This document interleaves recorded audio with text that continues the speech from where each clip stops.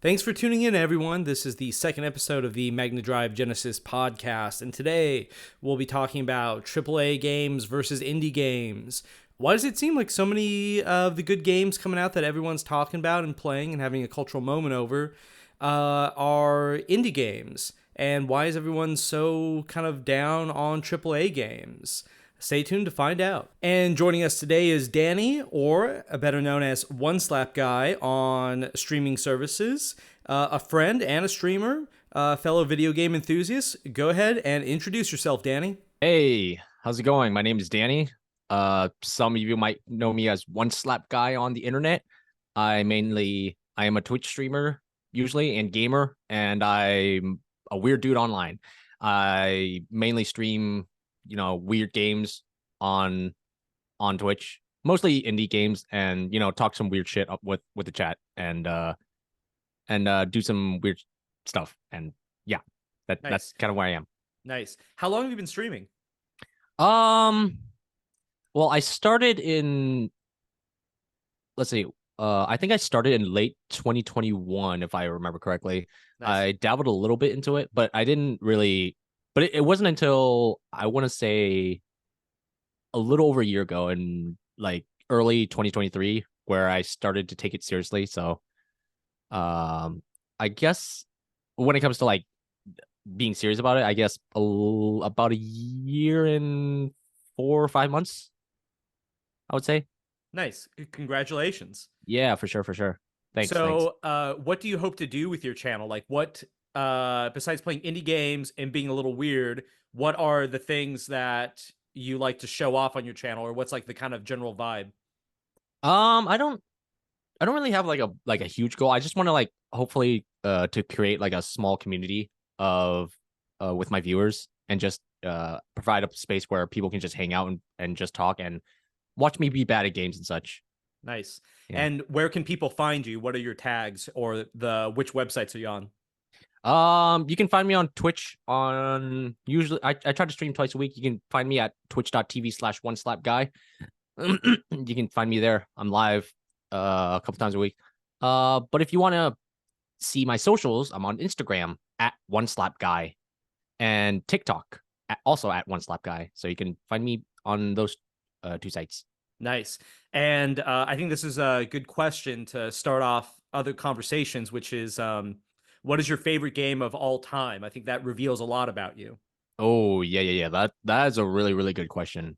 I mean, I kind of have a couple of different answers, to be honest. I think for the longest time, I think it's Metal Gear Solid 3. I think that's okay. I think that holds a special place in my heart. Mainly because Nice. I mean, it was the first Metal Gear game I played, but also I think it's also the first game where I really started to appreciate storytelling in games, Hmm. with just how good the story is. It's between that and Halo 2, like where I started to appreciate storytelling in games. Oh, So, nice. I think in that aspect, I would say Metal Gear Solid 3. But I think more recently, I started playing. Well, not started, but I played Hotline Miami. That game is also really. I think it's just an example of just a fun game Yeah, where it and doesn't it's really really easy to get into. it's so easy to get into. Like, it doesn't really try to do more than like it sets out to do. Like, it's not super duper deep. Like, it doesn't have like a deep message or anything, and that's totally fine. And I think it's just a game where you can't it kind of brings me back to that good old childhood days of just good old balls to the wall action fun. Yeah. And The I mechanics are really tight in the game. So it's like what you're doing every minute in the game is really good, and you have like a lot of good control in it. So when you mess up, you uh you just get the sense like, oh damn, that was my fault. yeah, for sure. And like every single like death, it's like it's an opportunity to like, where did I go wrong and what can I do to overcome this obstacle and such.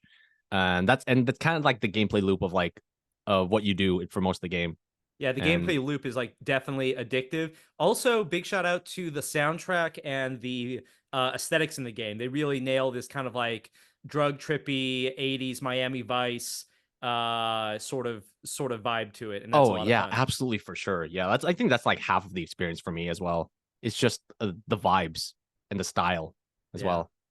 Nice. Well, those are some good like top three games: Metal Gear Solid 3, Halo 2, and Hotline Miami. Yeah. But what else have you been playing lately? I know we've both talked a little bit about Mullet Madjack. That's the Oh name of the yeah, game, right?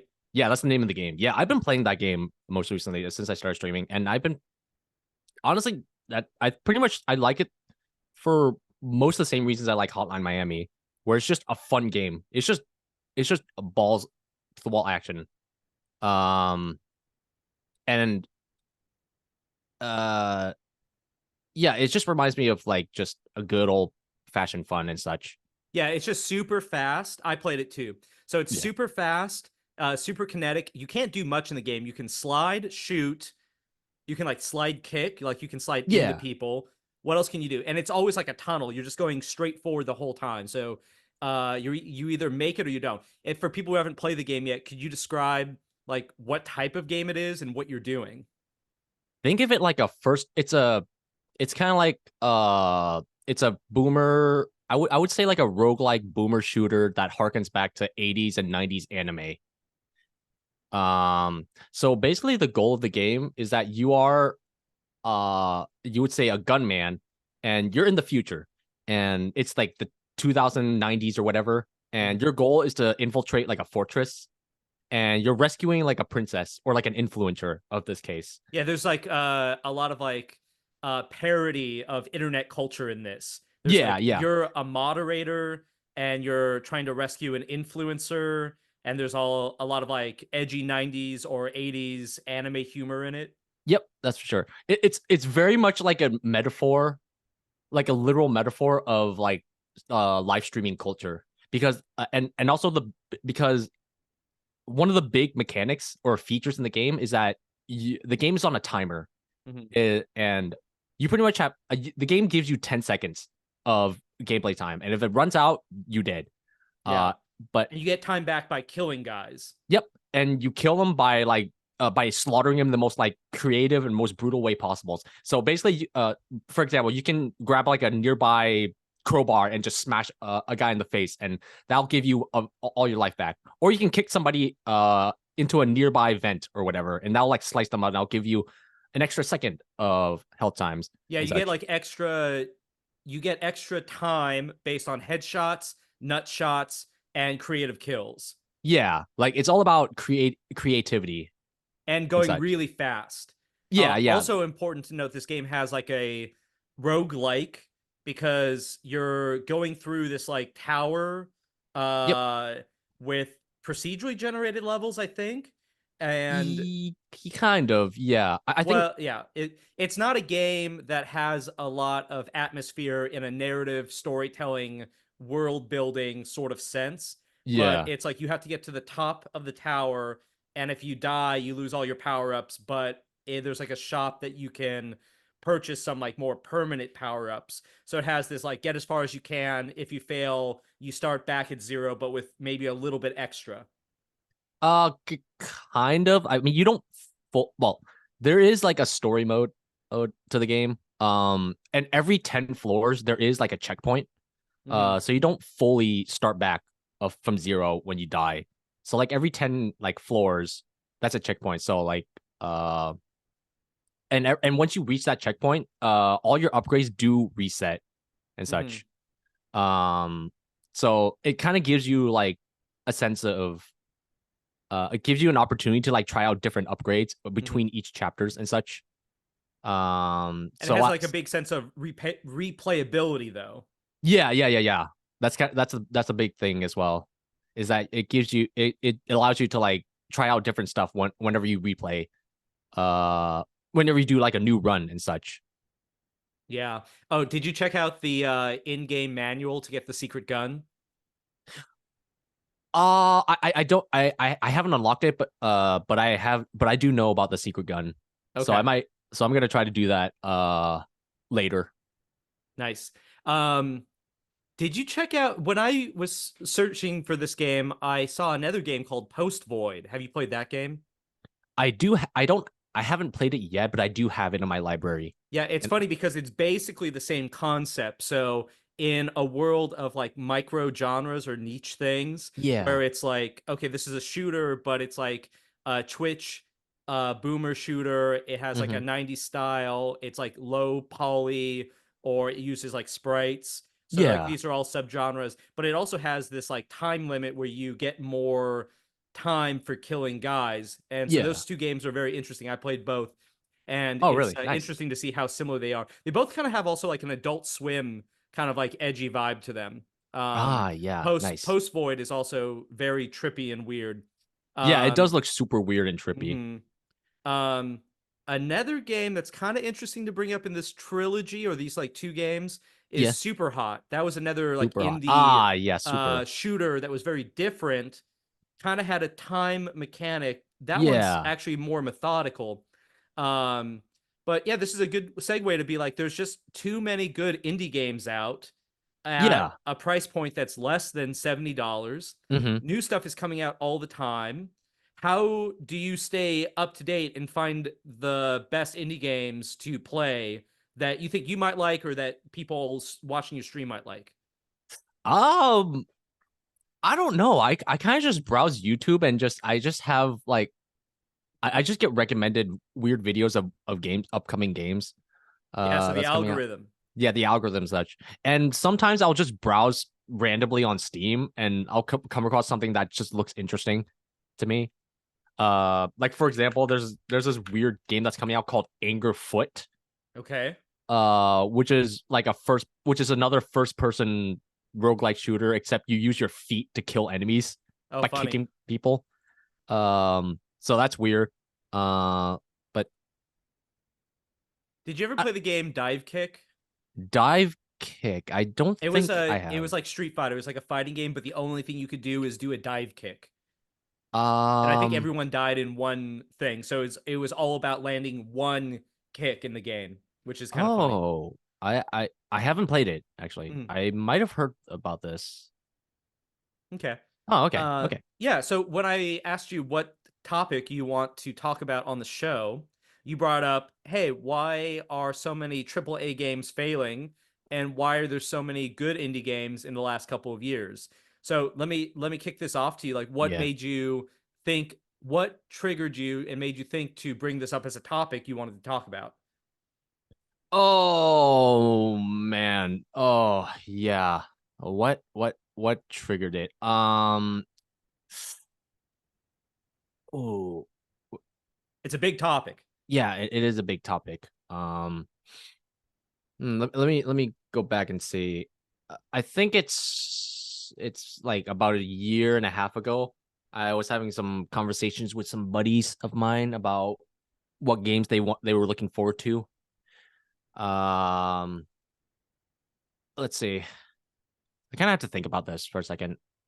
Okay. Uh, What in your opinion what counts as an indie game? Because I've been seeing some people online talk about like so Helldivers 2, which is another game that you and I yeah, have played. That's made by the guys who made Magica. Did you ever play that yeah, they game? made Magica. Yeah, and then Helldivers 1 was like a downloadable game from like a top-down perspective Yeah, yeah, and it yeah. had a lot of the same kind of features. But what I'm getting at is like, is Helldivers 2 a AAA game, a double A game, or is it actually kind of an extension of an indie game? This might be a funny question in that sense, but it's also like it got so popular, did it Hmm. force its way into AAA game? Yeah. I don't know if I would classify it as an indie game or not a AAA game with Helldivers 2 uh because of the fact that it's made but it's still made by like a relatively smaller group of Okay. developers like in comparison to like most other AAA games and such. And it's also the fact that it's being sold at like a lower cost at $40 as opposed to 60 or 70. Yeah, I basically think that's because it's multiplayer only. it's also multiplayer only, yeah, and such. So I would it is I would classify it as a double A game, kind of. Or if not Okay. like yeah. I think that it's kind of in between, like triple A and indie, whereas Yeah. like in that spot. So you think that the size of the team matters more than the publisher or the success. Oh well, yeah, I do think PlayStation has some role in it as they own the IP of Mm-hmm. Helldivers and such. Um, And I bet they weren't expecting it to blow up like this. yeah. I think the big reason that it blew up is mainly through word of mouth Mm-hmm. uh and some of the weird marketing of the game. The game didn't really like pick up traction really until like I think like a couple weeks before, like a couple weeks, if not a week before the game came out, and that's Mm-hmm. when the popularity really picked up, and the game became what it is today. I think people are also clamoring for like a new IP, especially one that's like based around like multiplayer and community. So like something that's not Call of Duty, Halo, Mm-hmm. uh what's another one? Like what's even on PlayStation now? Like PlayStation. yeah, they needed like a new Killzone or Resistance, a new like flagship shooter Yeah. multiplayer thing, and this really filled that void for them. Oh yeah, for sure, for sure. So, Like it okay, absolutely.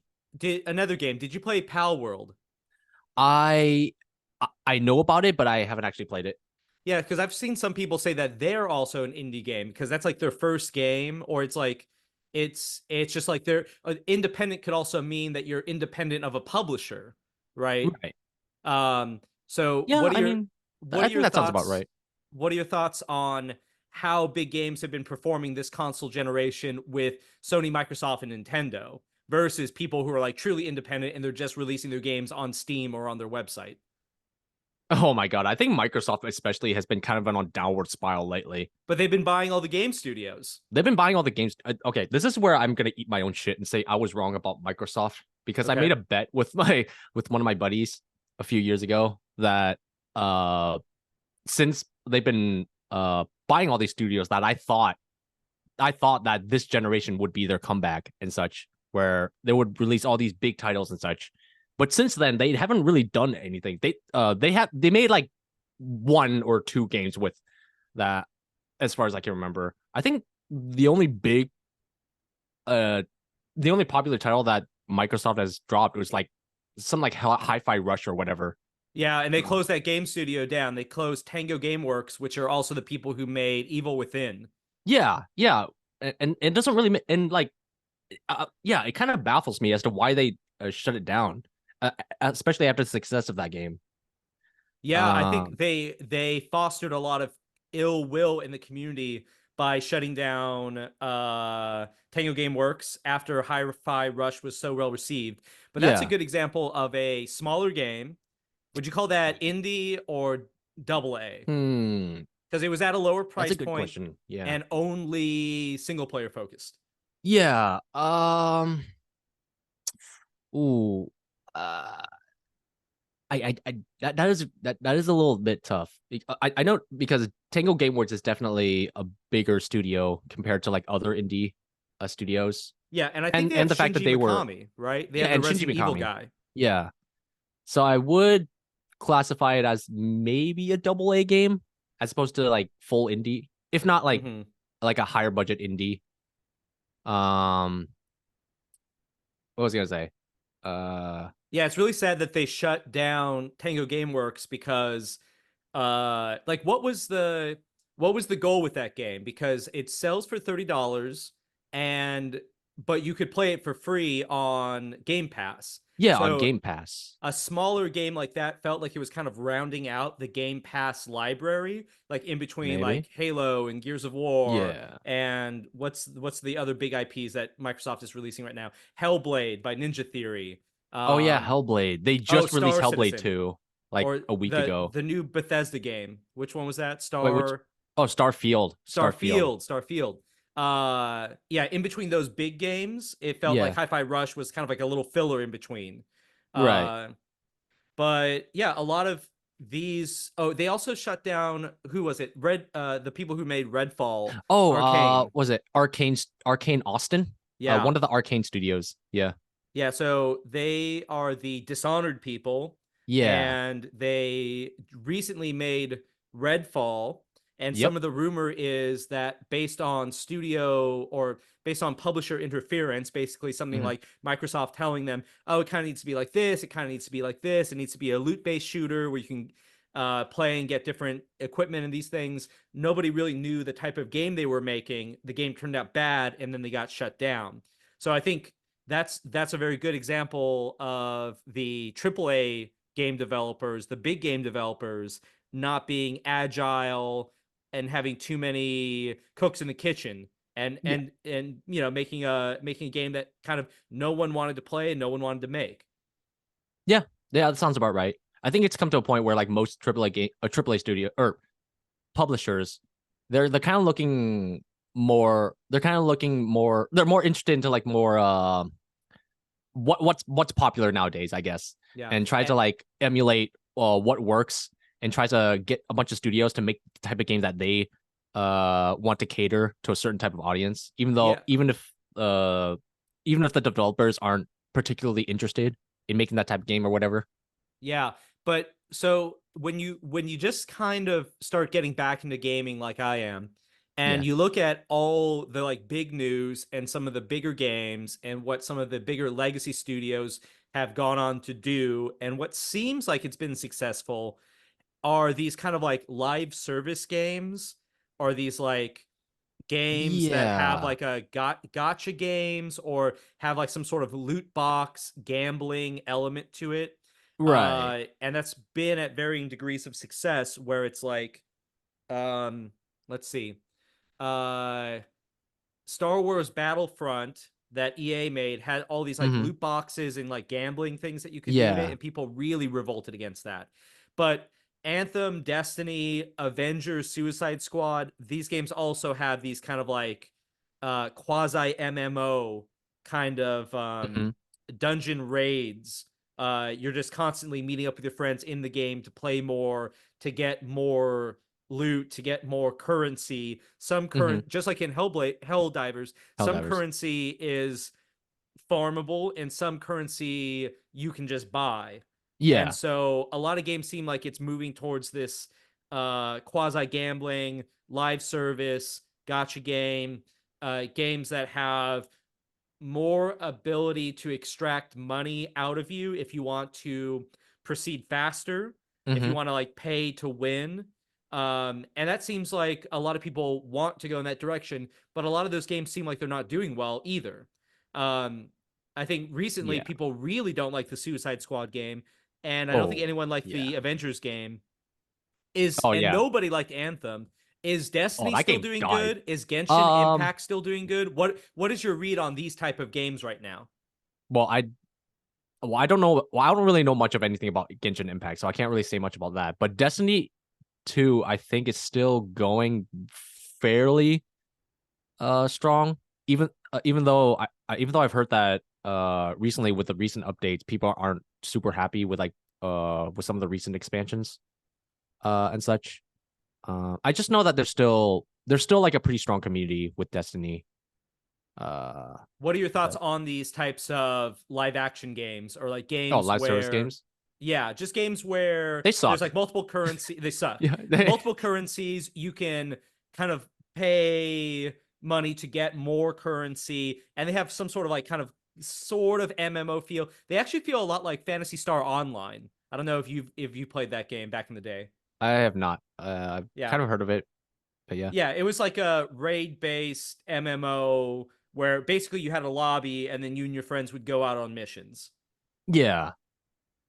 Um, I mean, yeah, I'm not big into like live service type games. I just think they're I don't know. They just don't really appeal to me. Like the whole, the pay to win, especially the pay to win shit that these companies try to put into to like incentivize people to like purchase these in-game stuff to like progress faster.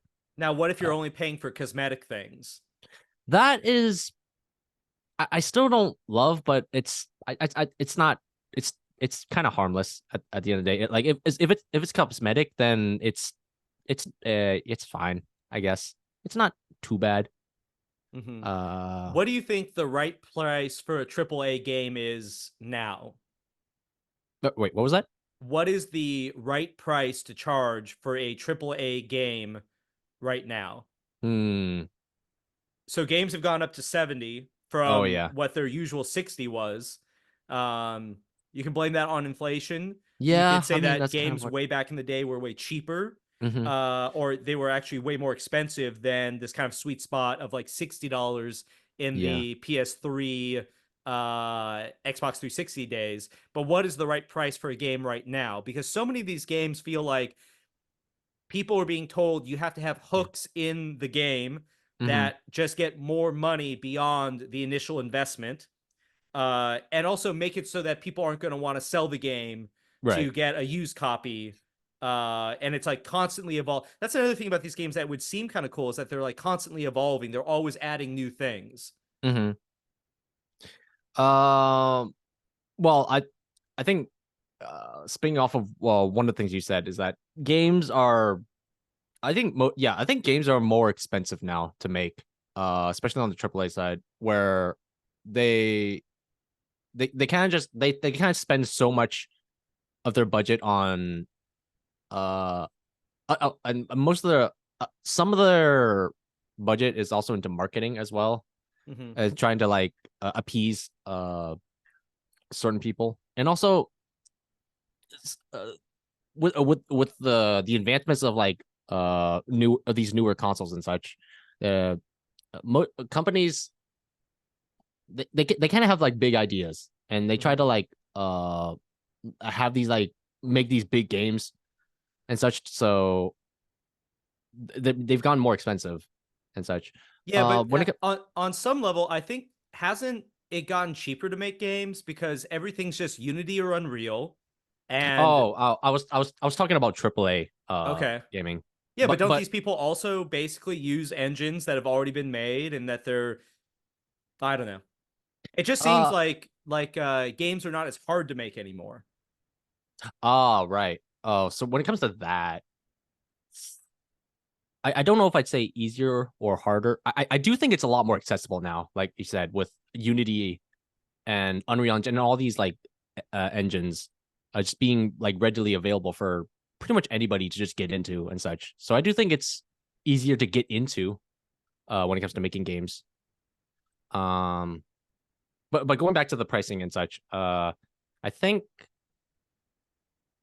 but yeah, like games being $70 is definitely very very pricey Yeah, you would say for many 70 people. is pushing it now. Is 70 is absolutely pushing it. I honestly think 60 was already pushing it for me for a long time. Mm-hmm. Um, but yeah, like anything past 60 or 70, I think that's just like the limit for everybody Yeah, I in think making. for the AAA game, like I always go back to like Resident Evil 4 as a game that didn't need multiplayer and it was just like truly epic in scope. It Yeah, was very big and grand, had tight controls, tight mechanics, great voice acting, great graphics for the time. yeah, And that game was what? It was $60 when it came out. yeah. It's And like that $60. yeah, and that felt like Yeah. wow, that's an amazing value. But Oh then yeah. there's so many Mhm. other games that you buy now, and it's like, oh, I don't know. I don't know if I would say that was $70 worth of value in Right. the gameplay experience.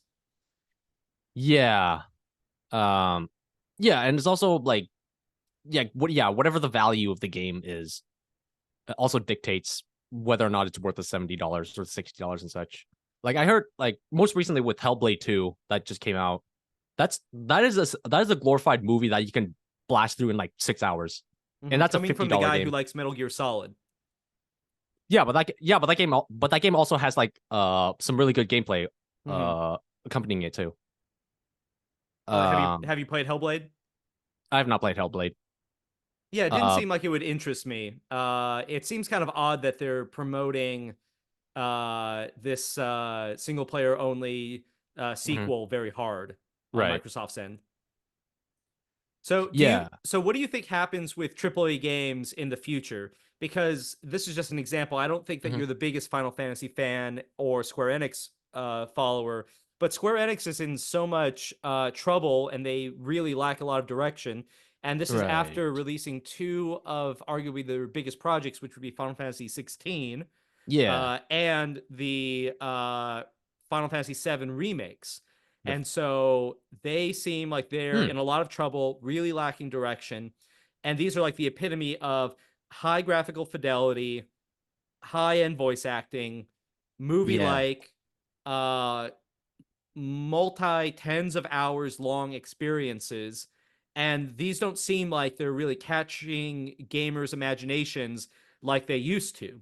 So, where do Yeah. you think a developer that makes games like that, or a publisher that makes games like that, can go now? Um.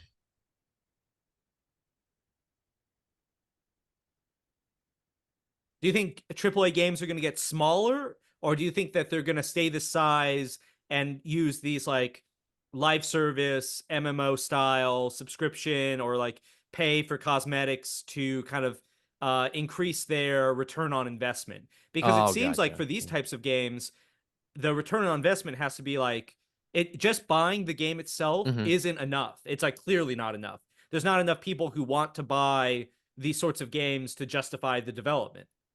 Yeah. Unfortunately, that's kind of where the direction of some of the companies are going to nowadays, where like just buying the game isn't really enough of an investment for these companies. Most recently, uh, you know about Ubisoft, right? What happened with them? So have you ever played Rainbow Six Siege?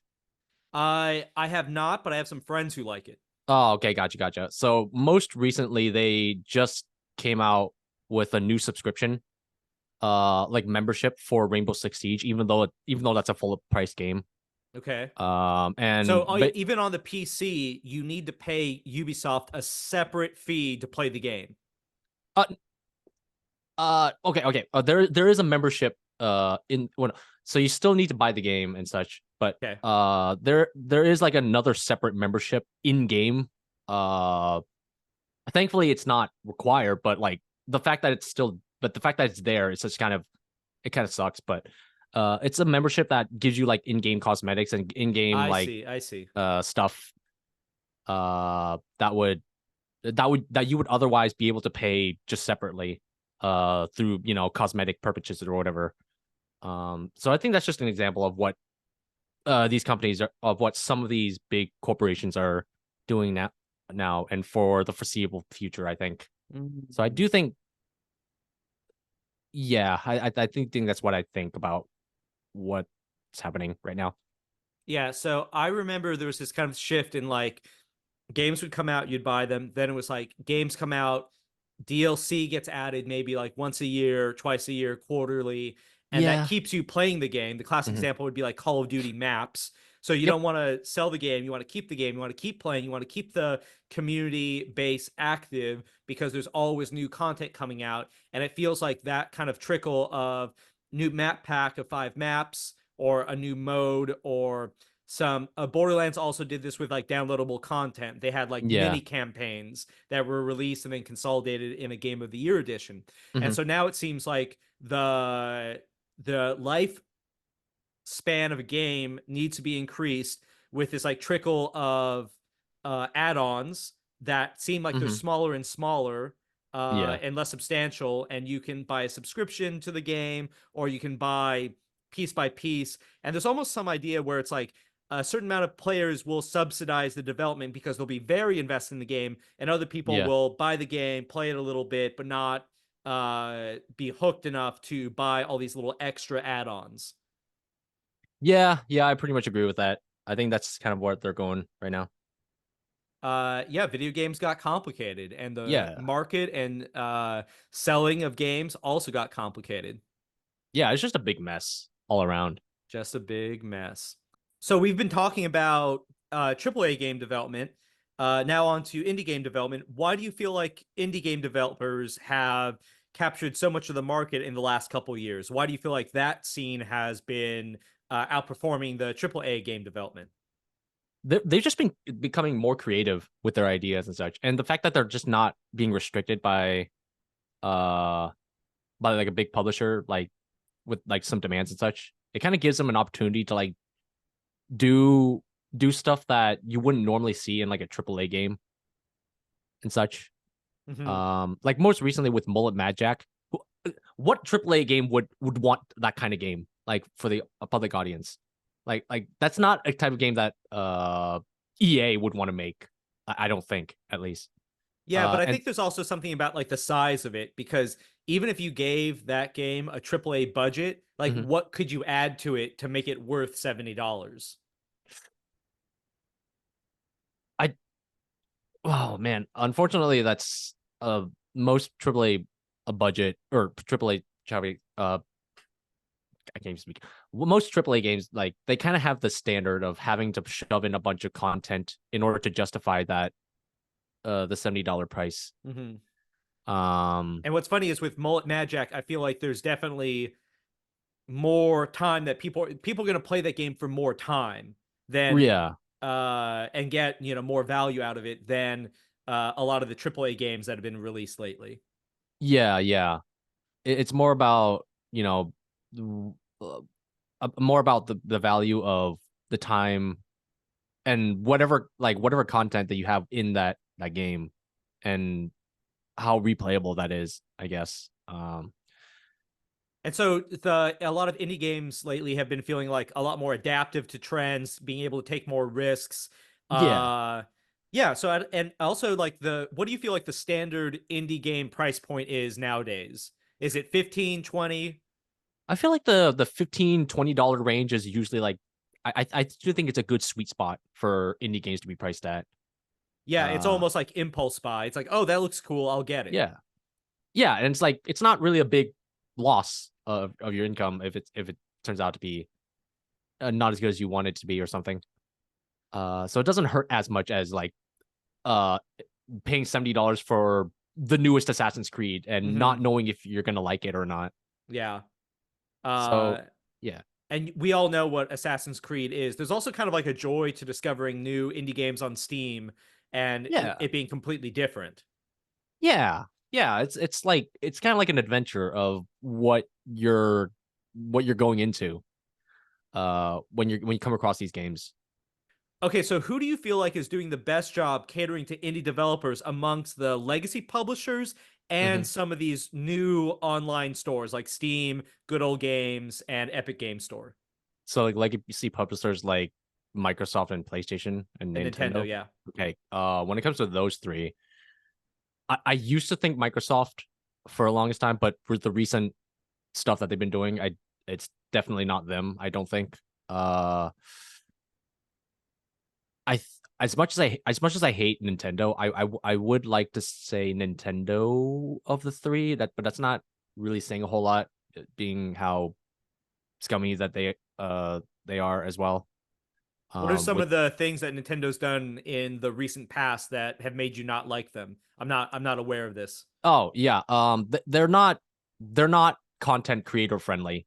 Oh, yes, If I they shut things down very They shut this quickly. down very quickly, and they would go out of their way to like make sure because people like to emulate games Hmm. nowadays as well. And they and Nintendo is very no to that. So they most recently went after this Nintendo Switch emulator that allows you to emulate games on and emulate their Switch games on PC, Hmm. and they shut that shit down like very fast, and so you can't really do that anymore. As and like yeah, and like stuff like that where like they just don't they just don't really they're just kind of out of touch when it comes to like what the internet uh is at. And also the Switch is just not super powerful as well as a Hmm. console. But but the worst part is that their games are pretty fire. Like uh so it's definitely Yeah, their first party stuff always hits really well. It's yeah, like it hits hard really to hard. imagine a It's a case Mario where game not being it's a good. case where their games are amazing, but it's like it's but the companies suck. Hmm. It's kind of where I'm at with Nintendo. So which platform do you think indie games are thriving the most? It's got to be Steam, right? Oh, for sure Steam. Like for sure Steam and PC is where most indie games thrive at. So Um, what do you think about this idea? And I've been thinking about this for a while, where it's like, okay, I think Nintendo's always going to have a proprietary console, and they have the yeah. intellectual property in the games to Mhm. back it up. But it seems like Microsoft is getting out of the console Mhm. making business. The Yeah. Steam Deck is doing well. Sony has like a PlayStation streamable devices too. Ah, And yeah, yeah. so, what are your thoughts on like everything is kind of going towards the PC rather than the console gaming side?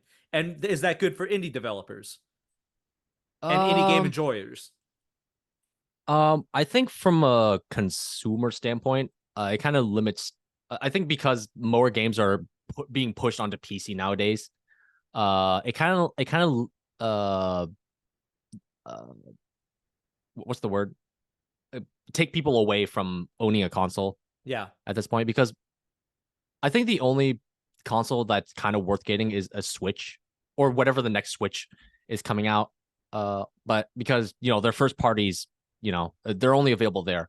But when it Yeah. comes to Xbox and PlayStation, like they're I'm just gonna say it outright. I don't think there's any reason to get an Xbox at this point. The only reason to get it is for backwards compatibility. But other than that, I don't think there's a reason to get it. And for It's a PlayStation, Blu-ray player. yeah, it's essentially a Blu-ray player, or if you want to play your old Xbox games or whatever. Hmm. So yeah, that's kind of my stance on Xbox. And as for PlayStation, more and more, more and more games are being ported over to PC now. So there's less of a reason to get that as well. There's still Yeah. only a handful of PlayStation games that kind of make it worthwhile. I guess I think the most recent is like Demon Souls or whatever. I think that's still not on PC. So Mm. and also Bloodborne. Bloodborne is still not on PC for some reason. Oh, interesting. I would have thought that that would have come over. I would have thought that too, but I guess PlayStation just I don't know. They haven't done anything with it. Wait, was Bloodborne an exclusive? Yeah, it's a PS4 Wow. exclusive. It's not All right. it's not even ported to PS5 either. It's still a PlayStation 4 game. Yeah, Um wow, that's interesting. I didn't know that. yeah. And so yeah, nowadays like PC is just kind of being the more appealing route for most gamers nowadays. Yeah, it kind of seems like the only thing that's going to differentiate the consoles in the future are the UI experience, which, Yeah. that's important. That's Yeah. good.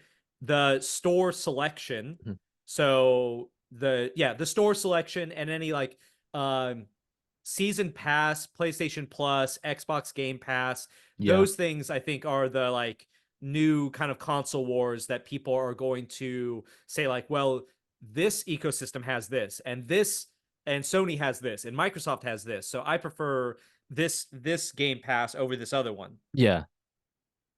I will say that the Game Pass thing, Mm-hmm. I think that's an amazing thing that Microsoft did with the Xbox and PC as well. Is that Yeah, the it was Game a Pass great is deal. yeah, it's a great deal. You pay $10 or $15 a month, and you get hundreds of games. Yeah, it's the Uh, Netflix of gaming. But the thing is, like, for whatever reason, that just wasn't sustainable for them.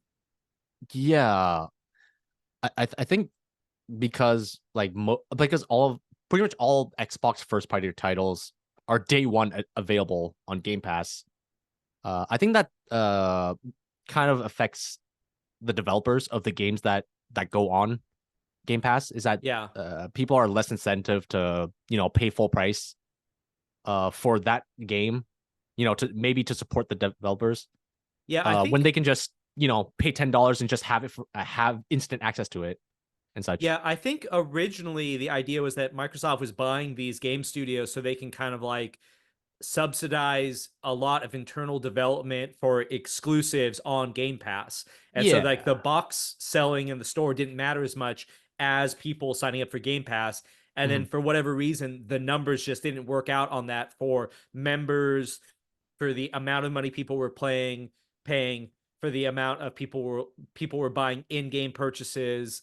And this is probably something that Netflix saw too, because they've been Yeah. introducing ads. They've been get ready for ads in your games. By the way, Ooh. this is gonna Yeah. this is gonna start happening, like in Oh yeah. between loading screens. Think about that. Oh yeah. Oh yeah. I think that's EA specifically is trying to incorporate that into their games in the future. Yeah, Um, crazy. yeah, it's crazy. And also another thing they they fucking fumbled is that they're trying to incorporate AI when it comes to developing Hmm. some of their games. Which is very baffling. Like they're not even apologizing for it. That they're trying to like use AI when it comes to like making some of their making for developing their future games and such. It Yeah, I think we're going to see a lot of game teams, game developers, and publishers become a lot leaner. Mhm. And any sort of reliance on AI, I think, is going to make a lot of teams smaller. Right, right. I do think that AI can be. I don't know what your stance is on AI in general, Hmm. but I do think it can be good in some cases when it comes to development. Like I think it can be used to like maybe uh for like some stuff for like certain part of development where like the more like redundant stuff that nobody really wants to do Hmm. in development. Like for example, maybe there's a guy who wants to uh, program some background NPCs and trying to come up with like random throwaway dialogues. You can incorporate AI to like just do that endlessly, Hmm. just to alleviate the cost. And it wouldn't really like it wouldn't cost anybody their jobs. It would just be like, it would just have the team focus more on what they actually want to do and such. Yeah, I think Uh, any story behind automation, robots, AI, all these sorts of things, which goes back to like, um, way back in the day with like the assembly line. Like mhm. people were against like any sort of thing that would replace jobs. It's Right. like the new technology has to be complementary to the person in what they're doing to make the product. It cannot just replace somebody. So in your example, where they're populating a scene with NPCs and generic dialogue. Hmm. At this point now, I think that Hmm. the AI could do something like that, but it Yeah. would be kind of weird. Like it would just have some sort of weirdness to it. Like it would lack this Maybe. human touch. The people would look odd. The conversation would look odd. It wouldn't have the proper context. So like someone going in, having that as a baseline and then like sprucing it up to make it look like it was more intentionally done, I think that is a good idea. But yeah, I wouldn't be surprised if EA uh started leaning and some other Hmm. developers started leaning into AI tools to streamline game development and to make Yeah. teams smaller. And I wonder what Right. sort of effect that's going to have on AAA games and indie games.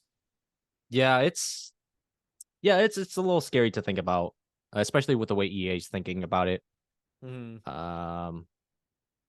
And so, what are some of the most influential indie games of all time in your record book? Ooh. Some indie games that really define the genre. I think, as I said at the beginning, I think Hotline Miami is definitely an iconic one. Yeah, Uh, definitely. Definitely for sure. Did you ever Um, play Braid? Braid. What is Braid? I don't Braid think was I like Super Mario, but with like a time mechanic. is it on Uh, Steam? yeah, I'm sure it is. Yeah, it's Braid. pretty old at this point. It's like Braid. it was 360 era. Oh, Braid. Okay, I've heard of this. Yes, that's I've one of the Yeah, most OG indie games that kind of indie broke games. out. Yeah, Famously, it was released for $15 on the Xbox Live store, yeah. and everyone revolted. They were like, "No way, an indie game could be $15." Hmm. But it blew up, and Blew up. it definitely I think inspired a lot of people. Yeah, yeah, yeah. There's just so many indie games that you can consider are pretty influential in the genre and such. Um, let me think back. Uh, Maybe not one indie game specifically, but I do think this one publisher, Yeah, which one? that's pretty. It's Devolver Digital. Yeah, I always hear their name, and I know I've played some games by them. Yeah, They did do Hotline Miami, right? yeah, they are the publishers behind Hotline Miami and like a bunch of other indie games as well. Yeah. So, what do you think makes them successful? I think they're very developer friendly. Um they're not they're pretty like hands off when it comes to the development of the games. They kind of just like they're kind of like they're there to assist the marketing, and they are very open to like very like risky, like open, like really weird, goofy ideas Yeah, in their games. they definitely have this kind of like Adult Swim kind of edgy kind of like aesthetic going on. Yeah, yeah.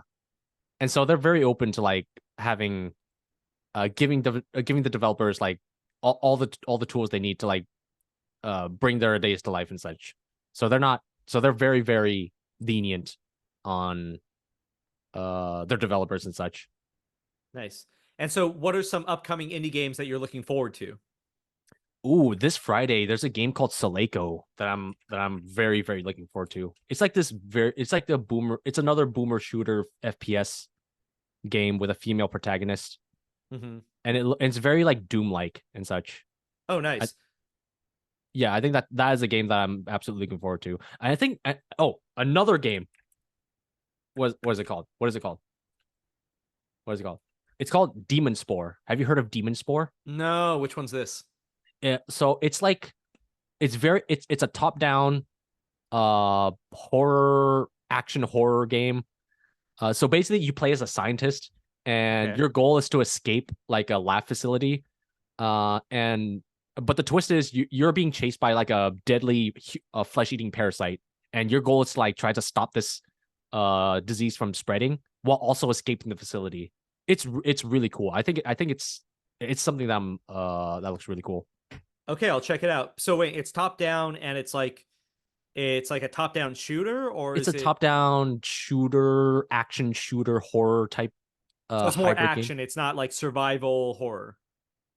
It is survival horror in a Okay. sense. It's a little more action-ish, but it's very yeah, it's like it's a more top-down action horror type game.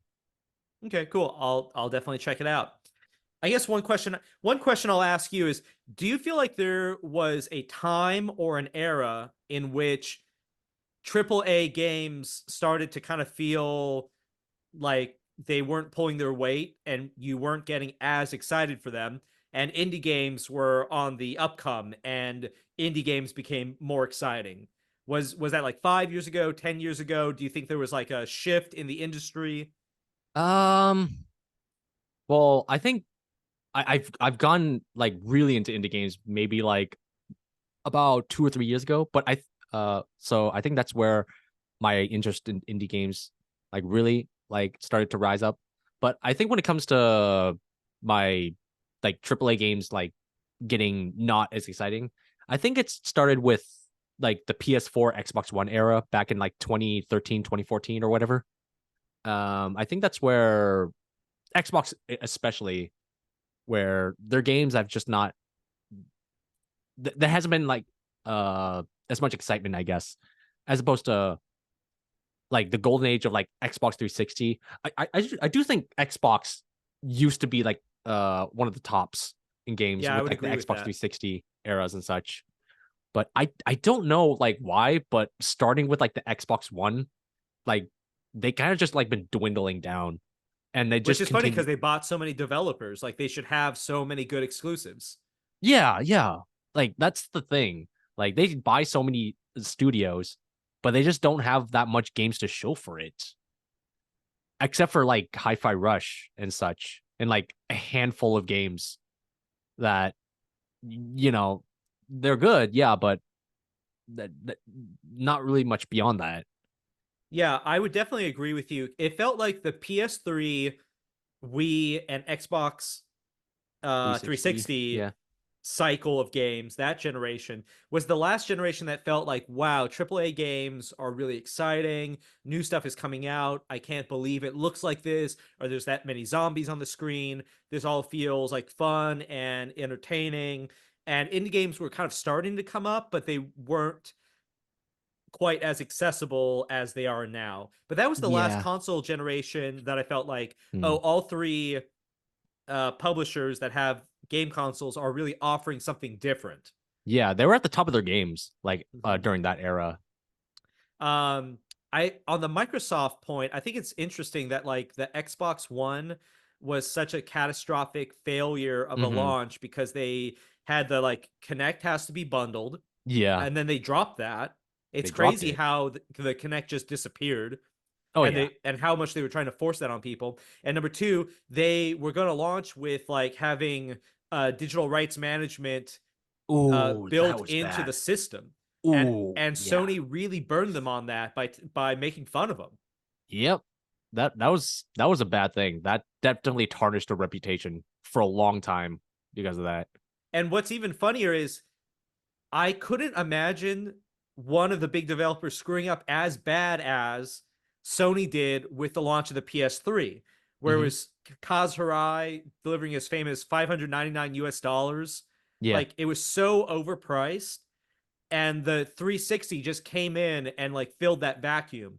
But then for Microsoft to be flipped again, where they made the big hubris mistake of trying to bundle Connect and do this digital rights management in the console, then Hmm. Sony just came right back with a PlayStation 4, and everybody just switched back over to Sony.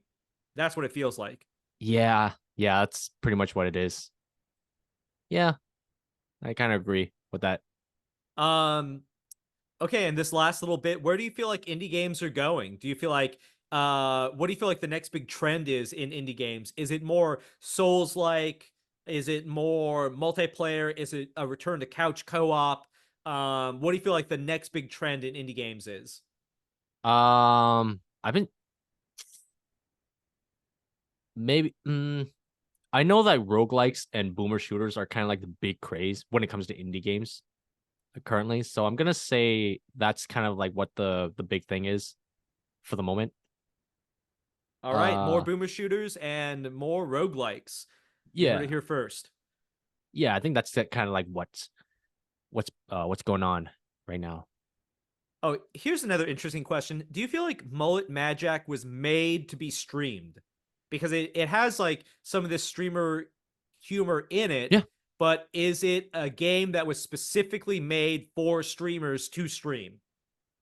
I don't know if I'd say specifically, but it is definitely streamer friendly. Uh, a game. There's still there's a feature in the game where you can incorporate your Twitch chat into the game itself as Oh, well. nice, Yeah, nice. so it is definitely a more streamer friendly game. Yeah, I think we're Uh, going to see a lot more things like that, like the Twitch and chat and streaming built into the game. yeah, for sure, for sure. Yeah. E- Okay, cool. Well, I think we're at the time. Thanks so much, Danny, for joining the show, and I really appreciate it. And think of another topic that I can bring you on for another episode. Another topic. What are cats versus dogs? I don't know. All right, cats versus dogs. Next time Danny's on the show, I don't know. That's the answer. Check I it don't know. out. See you next time. Thank you, thank you.